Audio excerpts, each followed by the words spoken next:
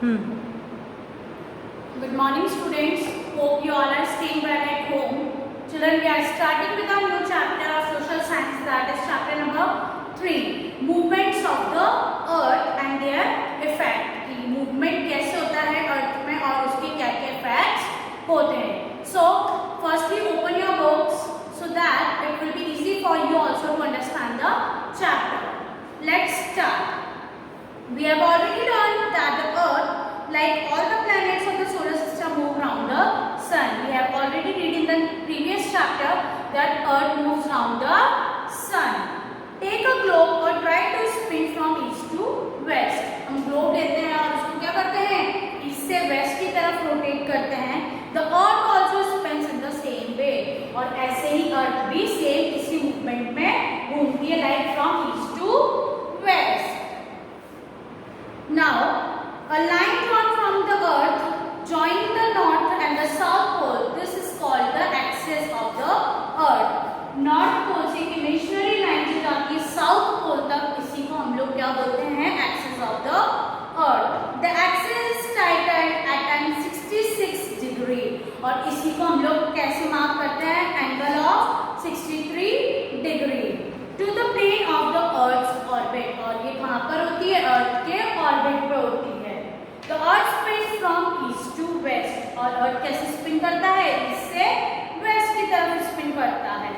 On its axis, axis के ऊपर. Let's us find out more about its movement. अब कितने types के movement होते हैं, we will discuss about that. There are two types of movement of the earth. Two movements of the earth. What are they? Rotation and revolution. Rotation and revolution. Firstly, we will discuss about rotation, then we will discuss about revolution. Rotation. Children, what is rotation? The spinning of the earth from its own axis. खुद के axis से spinning करना, that is called as rotation, घूमना. Earth takes 24 hours. हमें खुद सबको पता है अर्थ को एक रोटेशन में कितना टाइम लगता है, 24 hours to complete one rotation. One rotation 24 hours. Effect of rotation. अब क्या इफेक्ट्स हैं रोटेशन के,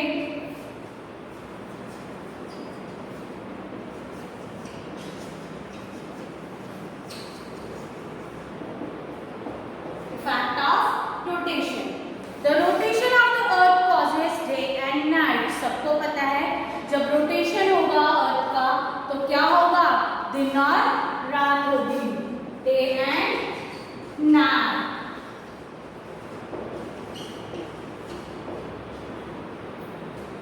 When the earth rotates, only one part of earth faces the sun.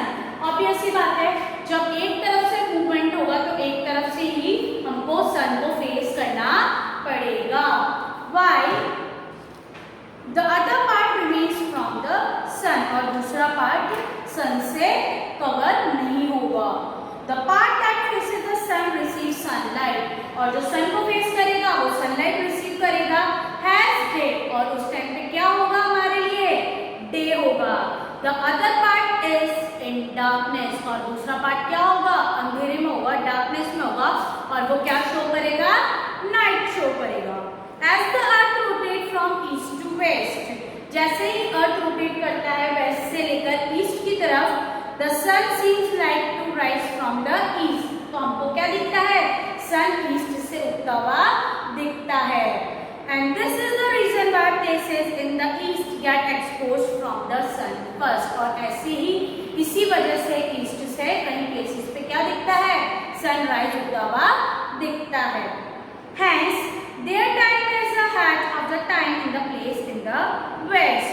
और वही टाइम क्या होता है, time places in the west, और वेस्ट में जाकर वो ढलता है। Some of you may have friends और रिलेटिव इन अदर कंट्रीज, कहीं हमारे फ्रेंड्स और रिलेटिव्स हैं जो क्या रहते हैं, दूसरी कंट्रीज में रहते हैं।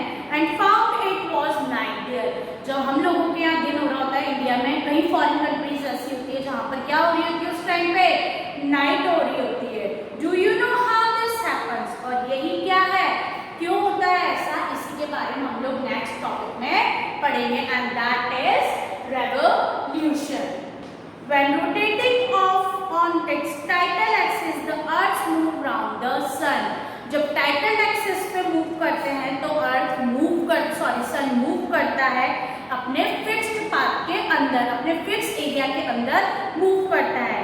This fix path is called as orbit, और हम इसी को क्या बोलते हैं, ऑर्बिट बोलते हैं। The Earth completes one revolution in 365 and half, 1/4 day. अर्थ कितने वन रेवोल्यूशन कितने टाइम में कंप्लीट करता है, वन रेवोल्यूशन।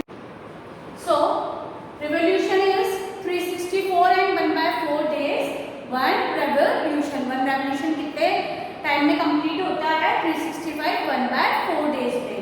और हर वन डे का 1/4 पार्ट जो होता है वो हर डे का इंक्लूड होता जाता है, और वो क्या बनाता है, 1 डे एक्स्ट्रा बनाता है। और इस एक्स्ट्रा डे को हम लोग क्या बोलते हैं, लीप ईयर। और लीप ईयर में कितने डेज होते हैं, 366 डेज होते हैं।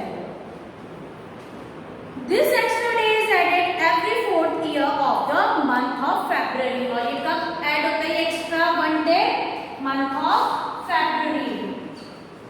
सबको पता है कि फेब्रुअरी में 4 इयर्स के अंदर हमारे क्या होता है, एक एक्स्ट्रा डे आता है।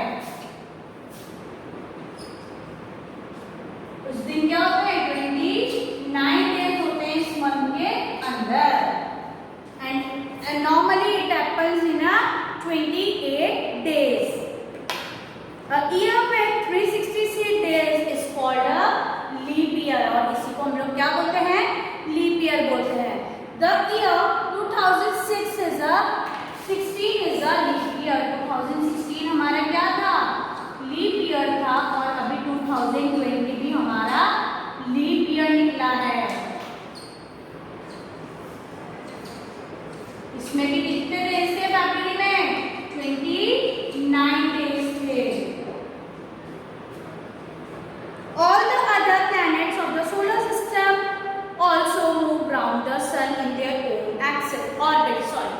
हम सबको पता है जितने भी प्लैनेट्स होते हैं वो सब सोलर सिस्टम में कहाँ पे मूव करते हैं, मूव्स अराउंड द सन, सन के ही पास में मूव करते हैं, उन्हीं के ऑर्बिट्स के अंदर। Time taken to move around the sun whereas depending on their distance from the sun, और वो जितना टाइम लेते हैं वो उनके ऊपर भी डिपेंड करता है कि वो कैसे मूव कर रहे हैं और कितना डिस्टेंस वो कवर कर रहे हैं। Do you know that moon also revolves around the sun? क्या आपको पता है moon also moves around the sun, sorry earth. It takes a little more than 27 days to complete one revolution, और moon को कितने डेज लगते हैं, 27 days to complete revolution.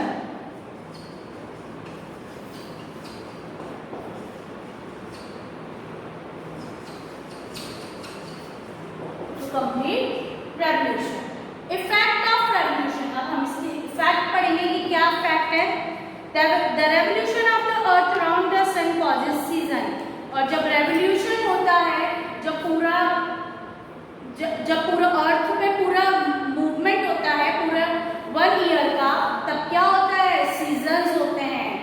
When one part of the earth faces the sun, जब एक part किसकी तरफ face कर रहा होता है, सन की तरफ, the other part is away from the sun। मैंने पहले भी बताया है रोटेशन में भी कि एक पार्ट सन को फेस कर रहा होता है तो दूसरा पार्ट सन को फेस नहीं कर रहा होता।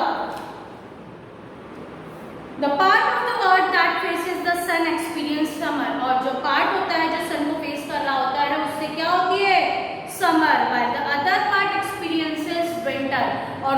अर्थ का एक्सपीरियंस करता है विंटर। हम सबको पता है कितने सीजन होते हैं हमारे, 4 सीजन्स होते हैं, 4 मेन सीजन्स। कौन कौन से होते हैं 4 main seasons? Summer, winter, autumn and spring season. Spring season. So, when the northern hemisphere experiences summer in June, northern hemisphere कब फेस करता है? जून में समर। नॉर्थन हेमिस्फीयर जून में समर फेस करता है और सदर्न हेमिस्फीयर विंटर फेस करता है। यही सीजन सब चलते रहते हैं। Children, this all you will see in your books that there is revolution of the earth causes season. There is a diagram related to that. Read that diagram and try to understand that how the different season causes different reactions. So we have read in this chapter about 2 types of movements. First is rotation and next is revolution. Movement of the earth on its axis from east to west. east से west की तरफ जो movement होता है तो क्या कहलाता है वो? rotation. The earth takes 24 hours. मैंने बताया है earth कितने hours लेती है? 24 hours लेती है to complete one rotation. एक rotation complete करने में 24 hours लेती है। rotation causes day and night और rotation में क्या होता है? दिन और रात होती है। movement of the earth from the sun 365 1/4 day होता है, उसी को हम क्या बोलते हैं? रेवोल्यूशन बोलते हैं, जब पूरा एक साल कंप्लीट होता है। The most important effect of revolution causes season. और सबसे इंपॉर्टेंट क्या है कि रिवॉल्यूशन क्या करता है? सीजन्स बनाता है। 4 टाइप के सीजन्स हमारे होते हैं, उसमें कौन कौन से? Winter, summer, autumn and spring season. और ईयर में 366 days is a leap year. मैंने पहले ही बताया है कि एक हमारे 4 इयर्स के अंदर एक साल ऐसा आता है उसमें क्या होते हैं हमारे 365 की जगह 366 डेज होते हैं। उसमें फरवरी 28 की जगह 29 डेज का होता है और उसी को हम लोग क्या बोलते हैं? Leap year. So this is all for today. Thank you students. We will study next thing in the next class.